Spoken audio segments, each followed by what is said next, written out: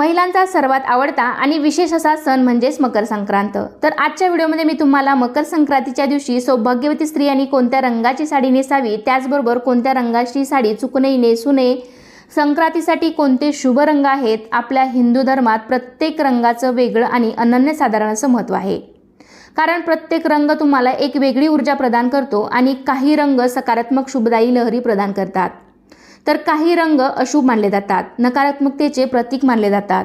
पण आपल्या हिंदू धर्मात असे काही 4-5 रंग आहेत तर ते खूप शुभ मानले गेले आहेत।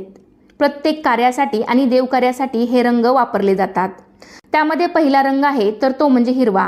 हिरवा रंग हा सौभाग्याचं प्रतीक मानला जातो, त्यामुळे तुम्ही येत्या मकर संक्रांतीला हिरव्या रंगाची साडी आवर्जून नेसू शकता। हिरवा रंग नसेल तर आपल्या हिंदू धर्मशास्त्रात लाल रंग सुद्धा खूप शुभ मानला जातो। लाल रंग हा सर्व देवांना त्याचबरोबर माता लक्ष्मीला सुद्धा अत्यंत प्रिय आहे।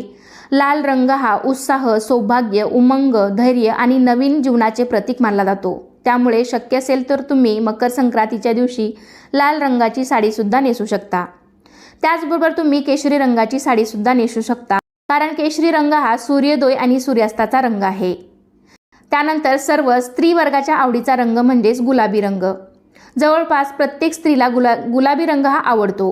गुलाबी रंग हा प्रेमाचा रंग मानला जातो, तसेच हा रंग आनंदाचे प्रतीक सुद्धा मानला जातो।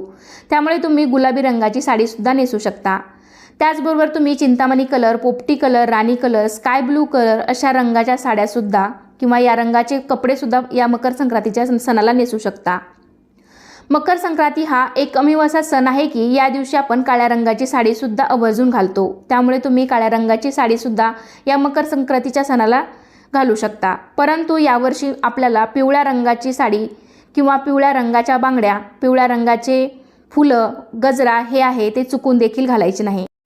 हळद ही सौभाग्यकारक आहे आणि मकर संक्रांतीचा सणच हा मुळी सौभाग्याशी रिलेटेड आहे, सौभाग्याशी संबंधित आहे। त्यामुळे हळदीचा आणि पिवळ्या रंगाचा कोणताही संबंध नाही। त्यामुळे तुम्ही हळदी कुंकू करत असताना हळद एकमेकींना लावू शकता।